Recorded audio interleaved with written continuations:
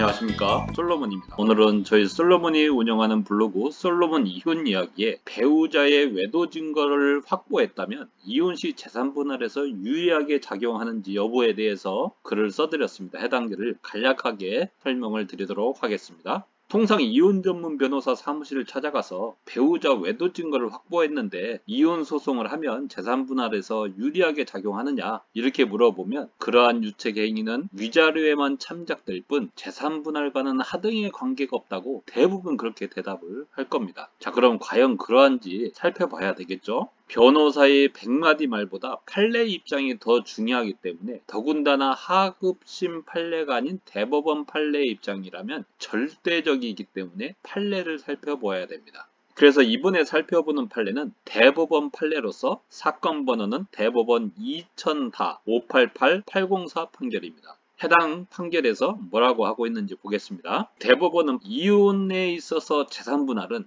첫 번째, 부부가 혼인 중에 가지고 있었던 실질상의 공동재산을 청산하여 분배함과 동시에 두 번째, 이혼 후에 상대방의 생활유지에 이바지하는 데 있지만 세 번째, 분할자의 유책 행위에 의해서 이혼함으로 인해서 있게 되는 정신적 손해를 배상하기 위한 급부로서의 성질까지 분할받을 수 있다라고 하고 있죠. 즉 판례는 이혼에 있어서 재산 분할에는 세 가지 기능이 있다라는 설명입니다. 이것을 처음 듣는 분들은 좀 헷갈릴 수 있어서 세 부분을 제가 나누어서 설명을 드리도록 하겠습니다. 자, 첫 번째 부분, 부부가 혼인 중에 가지고 있었던 실질상의 공동재산을 청산하여 분배함과 동시에라고 하고 있죠. 이것은 재산 분할의 세 가지 기능 중에서 청산적 기능이라고도 불려지는 분배적 기능을 일컫는 겁니다. 즉 이는 이혼 시 재산 분할함에 있어서 배우자 각자가 재산 형성에 기여한 만큼 딱 그만큼씩 분배하겠다는 것을 의미하죠.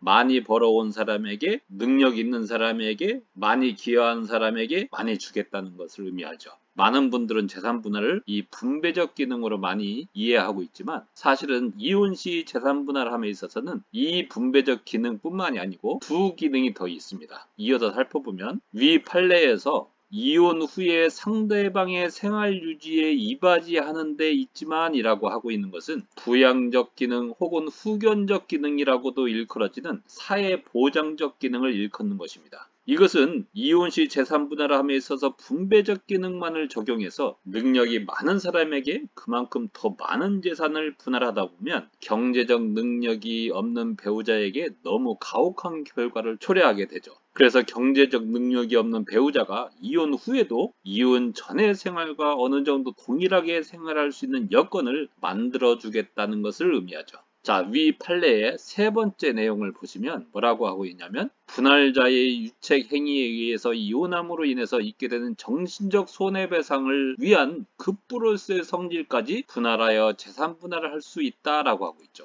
즉 재산 분할하는 데는 손해배상으로서의 성질까지 가미할 수 있다는 거죠. 이것을 재산 분할의 손해배상적 기능이라고 합니다. 이는 유책 행위가 있는 경우 유책 배우자에게 위자료 배상 책임을 지우는 것과는 별개로 재산 분할함에 있어서도 불이익을 주겠다는 것을 의미하죠. 따라서 이혼 시 재산 분할함에 있어서는 많은 분들이 아는 이른바 재산 형성에 이바지한 만큼 기여한 만큼 재산 분할을 받을 수 있는 분배적 기능만 있는 것이 아니고 사회보장적 기능과 함께 손해배상적 기능도 있다는 것을 명심해야 합니다.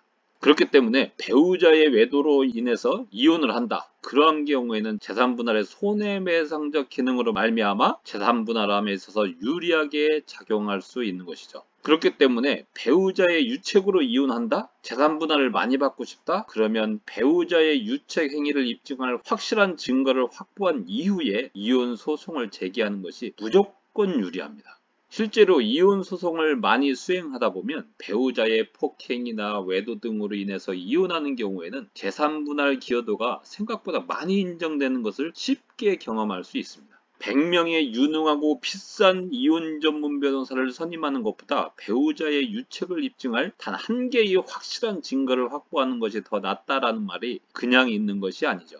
확실한 배우자의 유책 증거를 확보해 놓으면 위자료를 받아낼 수 있을 뿐만 아니라 재산 분할과 양육비도 더 많이 받아낼 수 있고 양육자 친권자로 지정되는 데에도 굉장히 유리하게 작용하기 때문이죠. 우리 솔로몬이 이혼 전문 변호사님들만 구성된 변호팀을 중심으로 이를 서포트할 연구팀, 송무팀과 함께 증거 수집팀과 증거 분석팀까지 갖추고 있는 이유가 바로 여기에 있습니다. 그래서 훌륭한 실력 있는 변호사를 선임하는 것도 물론 중요합니다. 하지만 확실한 증거를 확보하는 것이 더 중요하다라는 말씀을 드리고 싶습니다.